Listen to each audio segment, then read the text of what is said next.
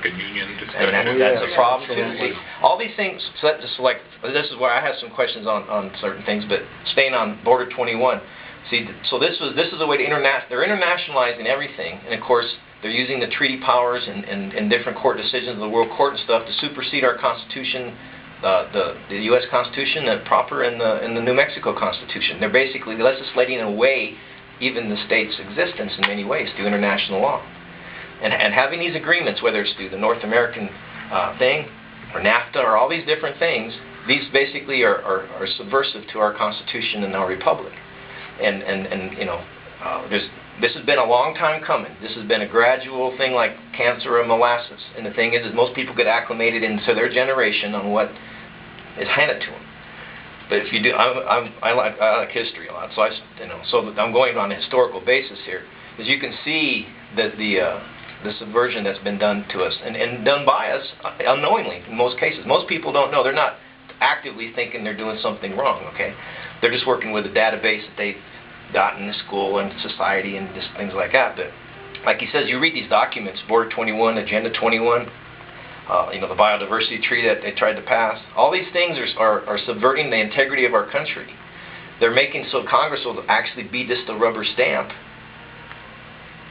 because of contracts, okay, which the Constitution upholds and says they can't interfere with the obligation of contracts. So instead of using the supreme law of the land to accomplish things, they're using a corporate type of contractual arrangements, and it's through multinationals and big companies. They're taking the highways over. They want to toll the roads. There's lots of subjects here, but all these the taproots of the problem is NAFTA. Here's another thing about a little background. About 300 of us went to a town meeting with Joe Skeen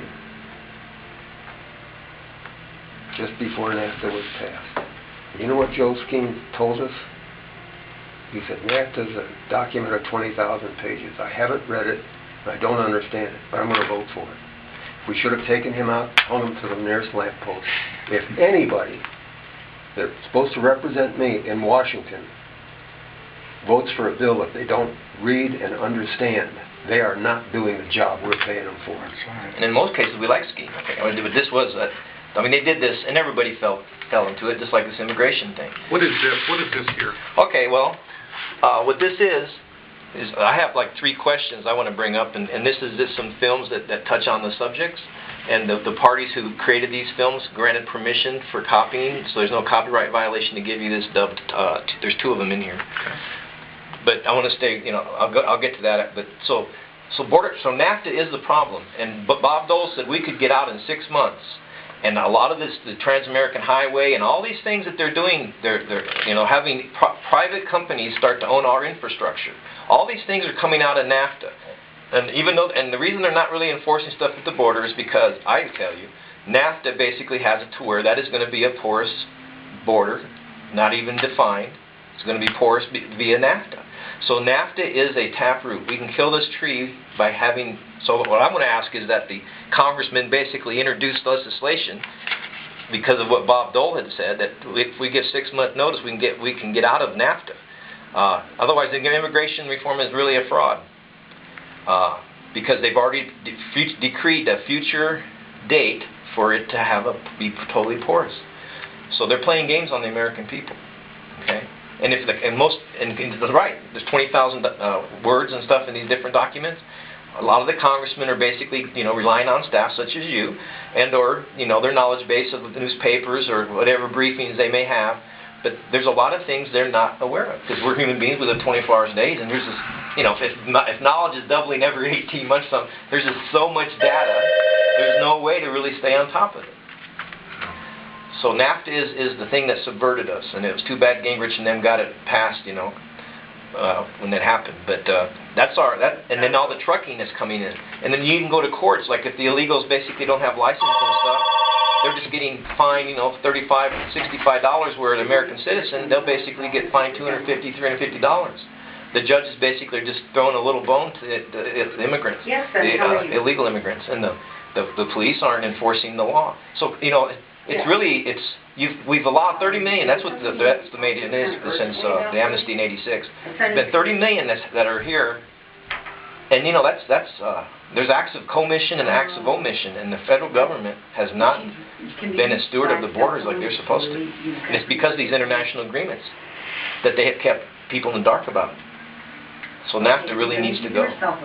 It was born in subversion, and it needs to die. It was born into you know, to blind the eyes. 20,000 pages. There wasn't any congressman or one or two congressmen that crafted that document. That came from somebody else's craft. Okay, that was resell strong. Do you gentlemen have anything to add to these comments? We're right on with it. I'd just like to say that we're a nation of laws. Yeah.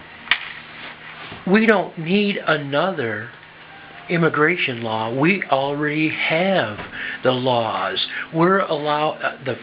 Our president is allowing the laws to be broken every second of every day.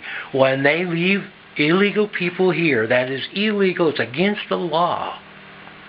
Why do we have to have more legislation, more laws, to cover over top of the laws we already have? You mentioned that, you know, that you thought it was a thing about, you know, getting the criminals and so on and so forth, but you kind of alluded to the fact that, you know, there's some of these other people here, well, maybe we're just going to leave them here and see if they can fit into society. And I think you're wrong. You're wrong because they're all illegal. It's all against the law. You know what? All I have to do, let me tell you something. All I have to do is drive down the street without a seatbelt. You know, and I have a problem with the law. There are some folks here that have documentation for then they're not illegal, are they? And I don't know who they are, how many they are, or where they are. And I don't know, you know, I know a lot of them are connected to family members and colleagues that are not properly, and so there's this merging that's very confusing and murky. Well, La Raza and basically, you know, reconquering the Southwest, I think that was stolen from, you know, instead it was bought with gold during the different purchases. All these elements, but the thing that gives it legal ease is NAFTA, because they've already projected that they're going to have a border open, and so that this is, like I say, to me, they're keeping the wool over the eyes of the American people by going through these debates as if they're really going to be working on something. In fact, contractually, although my understanding is it's inferior to a treaty, has basically already have provisions to have this be done. Same with the truckers coming in and all these things under NAFTA. So NAFTA is the linchpin on this. Okay. Gotcha. Let me ask you guys, how do you feel about the spaceport? That's the dumbest thing that ever happened. I don't agree with that. I think as long as it can be run privately, I don't really agree with gross receipts taxes being raised to supplement the billionaire from Virgin Atlantic. When are you guys going to vote on that? They think in like this coming fall, or I'm not sure actually. No, they said it was going to be in 08. 08, okay. But the point is you know, I'm for anybody that wants to. But as long as they're the one that's taking the risk and is financing this whole thing. What about the racetrack? The NAFTA racetrack. NAFTA racetrack? No, this is another thing. NASCAR. Don't call it NAFTA racetrack. But let me go back to that for a second. When Clinton was in, what he didn't mention was they wanted to go from 62.5 miles to 150 miles into our border, and everybody was thinking, gee, we could have these little companies even in Sierra County, as if it was a good thing when all this is keeping us at slave labor wages. I mean, I worked in the mines in New Mexico back in the early 70s, and I made about $7.50 an hour. Now that was 30 years ago almost, right? And yet, if you look at the wages today, they're $6 and $8, $10 an hour, but you don't buy a house for $20,000 anymore. You know, gas isn't 38 cents or 53 cents, right? And all these things, so.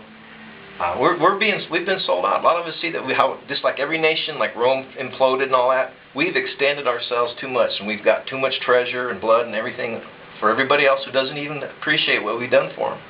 Well, you folks have been very reasonable in your presentation, and I'm grateful. I will look at this. I've made some notes, and I promise you that I'll discuss with the Congressman exactly what we discussed here today. Okay? Well, now if I may go through mine.